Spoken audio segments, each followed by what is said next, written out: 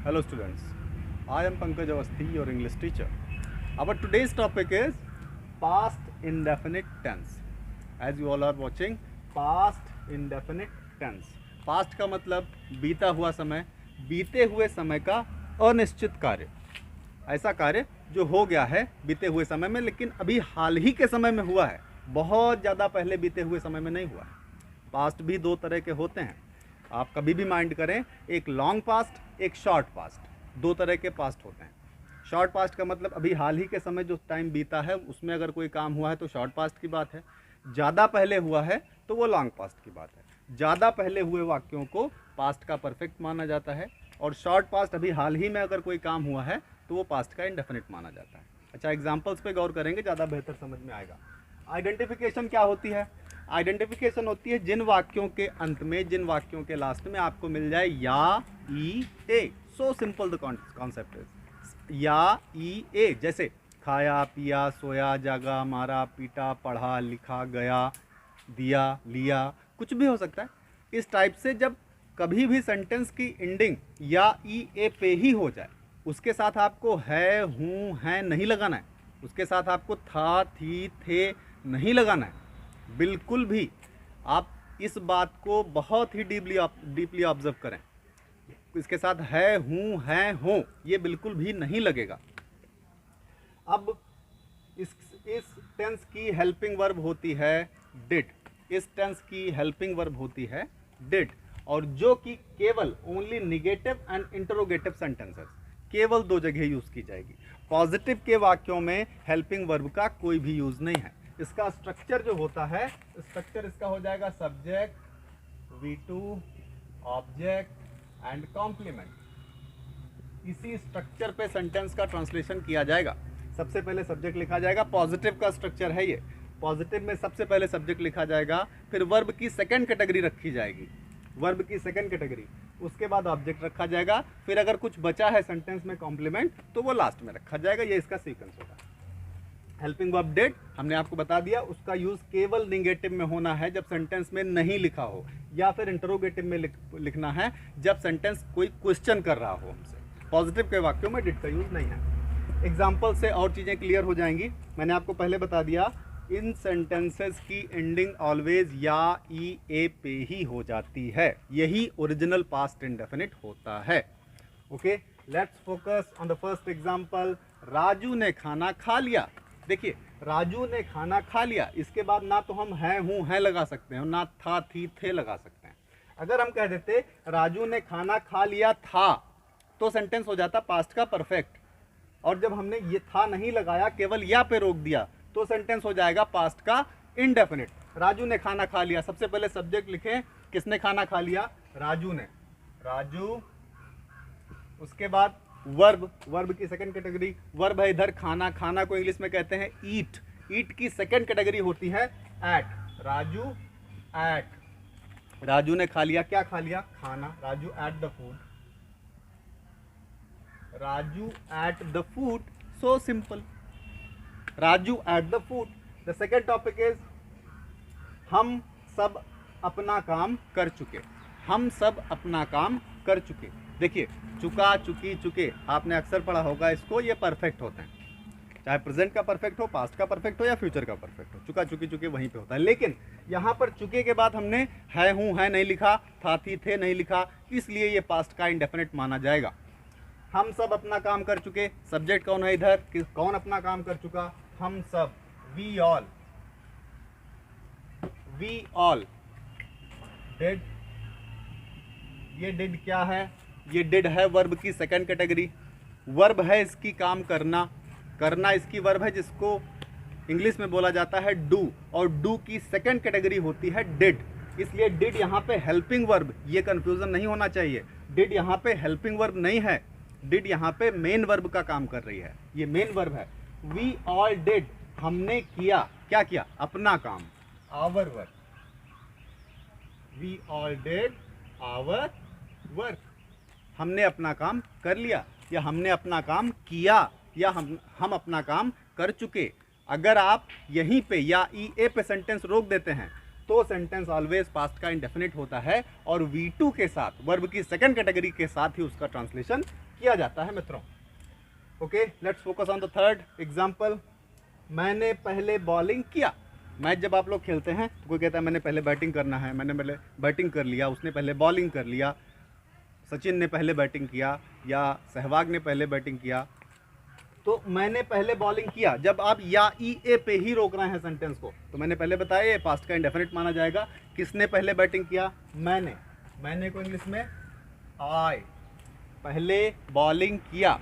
तो किया यहाँ पे करना वर्ब है, फिर वंस अगेन करना वर्ब है, तो आई डिड, मैंने किया। ये फिर से बता रहे हैं मेन वर्ब है, हेल्पिंग वर्ब नहीं है। I did the bowling first, I did the bowling first, मैंने पहले बॉलिंग किया, I did the bowling first. इस तरह से ट्रांसलेशन किया जाएगा इनका, और यही ओरिजिनल पास्ट का इंडेफिनिट होता है। आपको पूरा वीडियो देखना है। जब आपको अभी मैं एक्सेप्शंस बताने वाला हूँ एकदम एंड में, जब टॉपिक का एंड होगा तो आपको इसके एक्सेप्शंस बताए जाएंगे, और वो जानने के लिए, वो समझने के लिए आपको पूरा वीडियो डीपली ऑब्जर्व करना है, डीपली वॉच करना है, फुल कंसंट्रेशन के साथ। और फिर अगर कोई क्वेश्चन होता है तो हम हैं, आप कमेंट से पूछ सकते हैं एनी टाइम।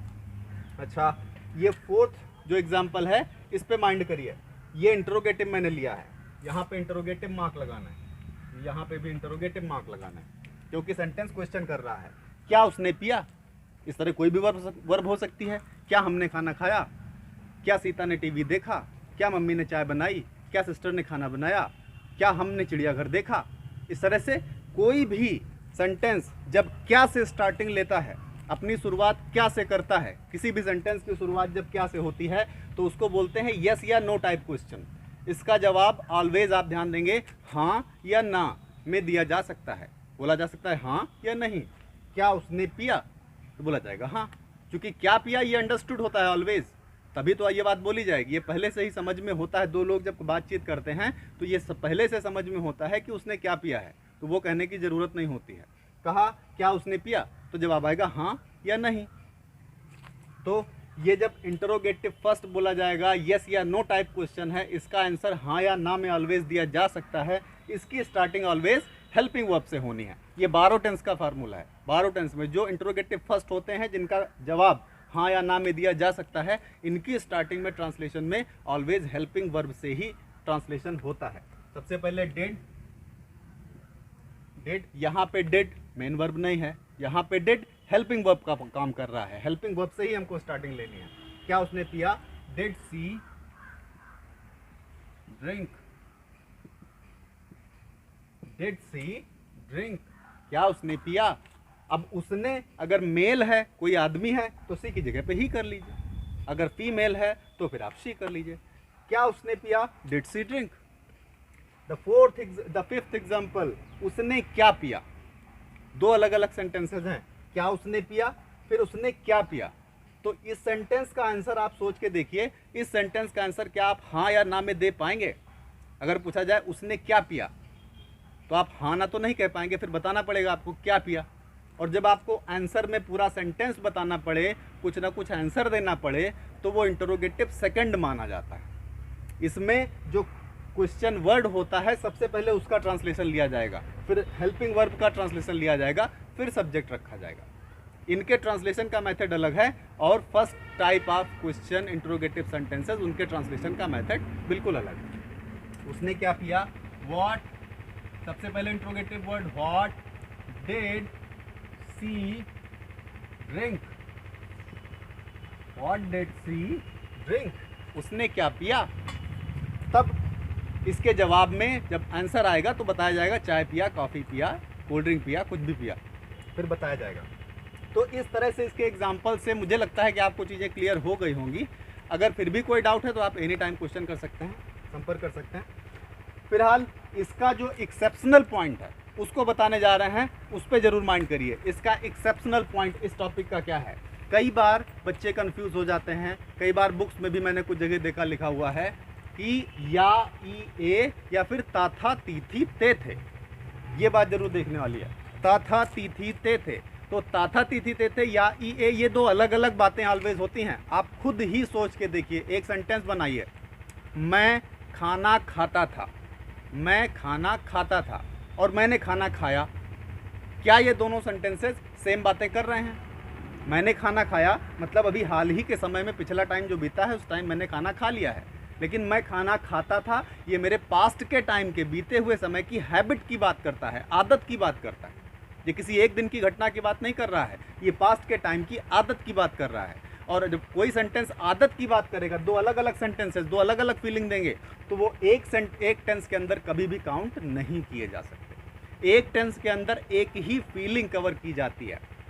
यहाँ पर पास्ट का इंडेफिनिट सिर्फ वही होता है जब सेंटेंस या ई ए पे ही खत्म हो जाए। ता था, ती थी, ते थे वाले वाक्य पास्ट के इंडेफिनिट नहीं होते हैं फ्रेंड्स। उनके ट्रांसलेशन का मेथड अलग है, वो हम नेक्स्ट वीडियो में कवर करेंगे। ता था, ती थी, ते थे जब कोई सेंटेंस आदत बताएगा, जैसे मैं पढ़ाई करता था, हम लोग घूमने जाते थे, मैं सुबह जल्दी नहाता था, मेरी दादी माँ रामायण पढ़ती थी, मेरे पिताजी नौकरी करते थे। इस तरह से जो आदत बताने वाले वाक्य हैं, पास्ट के टाइम में जो आदत बताएंगे ता था, ती थी, ते थे के साथ, ऐसे वाक्य पास्ट के इंडेफिनिट में काउंट नहीं किए जाएंगे। इनका ट्रांसलेशन का मेथड बिल्कुल अलग है। और पास्ट का इंडेफिनिट केवल या ई ए ही होता है। जिन सेंटेंसेस की एंडिंग ऑलवेज या ई ए पे हो जाए वही पास्ट के कंटिन्यूअस होते हैं। इसका निगेटिव वर्जन जब हम बनाएंगे तो कुछ भी नहीं करना है, हमें सबसे पहले सब्जेक्ट लिखना है, फिर हेल्पिंग वर्ब डिड लगा देनी है, हेल्पिंग वर्ब डिड लगा देनी है, उसके बाद वर्ब की फर्स्ट कैटेगरी हो जाएगी, फिर ऑब्जेक्ट हो जाएगा, फिर कॉम्प्लीमेंट हो जाएगा। केवल जो वर्ब की आपने सेकंड कैटेगरी लगाई है, सेकंड कैटेगरी फर्स्ट में कन्वर्ट हो जाएगी जब डिड का यूज होगा। सेंटेंस में जब हेल्पिंग वर्ब डिड का यूज किया जाएगा तो सेकंड कैटेगरी वर्ब, जैसे राजू ने खाना खा लिया, सेंटेंस को निगेटिव बनाया जाए, राजू ने खाना नहीं खाया या राजू ने खाना नहीं खा लिया। राजू ने खाना नहीं खाया, इस पोजीशन में राजू डिड नॉट ईट हो जाएगा, एट का ईट बना देंगे, Raju did not eat the food, Raju ने खाना नहीं खाया। इस तरह से ट्रांसलेशन का मेथड है फ्रेंड्स। आप लोग प्रैक्टिस करेंगे, प्रैक्टिस से चीज़ें और क्लियर होंगी। और फिर भी अगर कोई डाउट रहता है तो any time you all are welcome any time. I request you all to question if you have any doubt regarding with this topic past indefinite tense. अगर कोई भी क्वेश्चन, कोई भी डाउट रहता है तो आप क्वेश्चन करें। Definitely I assure you that I will answer your all doubts through comment section. Okay, I hope ये टॉपिक आपको समझ में आया होगा। अगर कोई क्वेश्चन है तो आप लोग पूछें। लुक फ्रेंड्स, एक एग्जाम्पल के 6 अलग अलग कैटेगरीज आपको समझाने जा रहे हैं। पास्ट के इंडेफिनिट में किसी भी सेंटेंस मैक्सिमम 6 फॉर्म्स में उसको कन्वर्ट किया जा सकता है। जैसे एग्जाम्पल आपके सामने है, मेरे भाई ने मुझे रुपए दिए, या फिर उसको निगेटिव बनाया तो मेरे भाई ने मुझे रुपए नहीं दिए। इंटरोगेटिव फर्स्ट, जहाँ पर सेंटेंस क्या से स्टार्ट होता है आपको बताया गया था, क्या मेरे भाई ने मुझे रुपए दिए। इसका जवाब हाँ या ना में हो सकता है। इसकी स्टार्टिंग हेल्पिंग वर्ब से होगी, आपसे पहले बताया जा चुका है, क्वेश्चन मार्क। इसको निगेटिव किया, क्या मेरे भाई ने मुझे रुपए नहीं दिए, इसका आंसर भी यस या नो में किया जा सकता है। ये इंट्रोगेटिव फर्स्ट का निगेटिव हो जाता है। फिर 5th नंबर पे, मेरे भाई ने मुझे रुपए कब दिए, इसका आंसर आपको यस या नो में आप नहीं दे सकते हैं। यहाँ पर आपको पूरी बात बतानी पड़ेगी, कब दिए, मेरे भाई ने मुझे रुपए कब दिए। ये इंट्रोगेटिव सेकंड होता है। यहाँ पे इंट्रोगेटिव जो वर्ड है उसका ट्रांसलेशन पहले आएगा। अभी ट्रांसलेशन करेंगे, चीज़ें और क्लियर हो जाएंगी। इसको निगेटिव करेंगे तो मेरे भाई ने मुझे रुपए क्यों नहीं दिए, इसका आंसर भी इंट्रोगेटिव सेकंड है, पूरी बात बता के देना पड़ेगा। ओके, अब सबसे पहले मेरे भाई ने मुझे रुपए दिए, सेंटेंस या ई ए पे ही खत्म हो गया और तभी ये पास्ट का इंडेफिनिट माना जाएगा, अदरवाइज नहीं माना जाएगा। अगर यहाँ पे था, थी, थे या है, हूँ, हैं कुछ भी लिख दिया जाए तो पास्ट इंडेफिनिट नहीं रहेगा ये। ओके, मेरे भाई ने मुझे रुपए दिए, सब्जेक्ट है my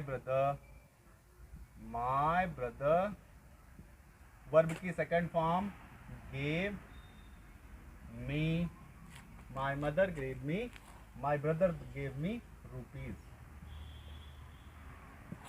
my brother gave me rupees, मेरे भाई ने मुझे रुपए दिए। इसको निगेटिव किया जाएगा, निगेटिव करेंगे। देखिए इसी तरह कोई भी सेंटेंस आपको 2-4 सेंटेंस फॉर्म करने हैं, सेल्फ फॉर्म करने हैं, फॉर्म करके उनको ट्रांसलेट करना है। फिर आप देखिए प्रॉब्लम कहाँ पे आ रही है। अगर आपको फ्लुएंसी चाहिए, अगर आपको परफेक्शन चाहिए तो आपको ये करना है एक्सरसाइज। घर पे सेंटेंस फॉर्म करिए, फॉर्म करके ट्रांसलेट करिए पास्ट के इंडेफिनिट के, और फिर अगर कोई प्रॉब्लम आ रही है तो आप क्वेश्चन करिए। मेरे भाई ने मुझे रुपए नहीं दिए। माई ब्रदर, फिर हेल्पिंग वर्ब का यूज कर लिया जाएगा डिड नॉट। डिड नॉट के साथ फिर वर्ब की जो सेकंड कैटेगरी है वो फर्स्ट कैटेगरी में आ जाएगी। जब कभी आप डिड का यूज कर लेंगे तो वर्ब फर्स्ट कैटेगरी में आ जानी है। My brother did not give का हो जाएगा give. My brother did not give me rupees. Did not give me rupees, my brother did not give me rupees, मेरे भाई ने मुझे रुपए नहीं दिए। फिर इंट्रोगेटिव फर्स्ट, क्या मेरे भाई ने मुझे रुपए दिए, तो क्या से शुरू हो रहा है, इसलिए हेल्पिंग वर्ब एकदम स्टार्टिंग में आ जानी है did. Did my brother give me rupees. Did my brother give me rupees, क्या मेरे भाई ने मुझे रुपए दिए। सेंटेंस की स्टार्टिंग डिड से हो जाएगी। जब इसको निगेटिव करना है, क्या मेरे भाई ने मुझे रुपए नहीं दिए, तो भी क्या स्टार्टिंग में है, इसलिए डिड एकदम स्टार्टिंग में आएगा। डिड माई ब्रदर नॉट, यही सब्जेक्ट के तुरंत बाद नॉट लगाना है। Did my brother not give me rupees. Did my brother not give me rupees. इस तरह ये इंट्रोगेटिव फर्स्ट का नेगेटिव हो जाएगा। इंट्रोगेटिव सेकंड, जब आपको किसी क्वेश्चन का आंसर पूरी बात बता के देना पड़े, हाँ या ना में आप उत्तर ना कर पाए, आपको उसका आंसर देना पड़े, तो वो इंट्रोगेटिव सेकंड होता है। सेकंड में जो क्वेश्चन वर्ड है इसका ट्रांसलेशन सबसे पहले लेना है। कब लिखा हुआ है, तो कब की इंग्लिश हो जाती है व्हेन।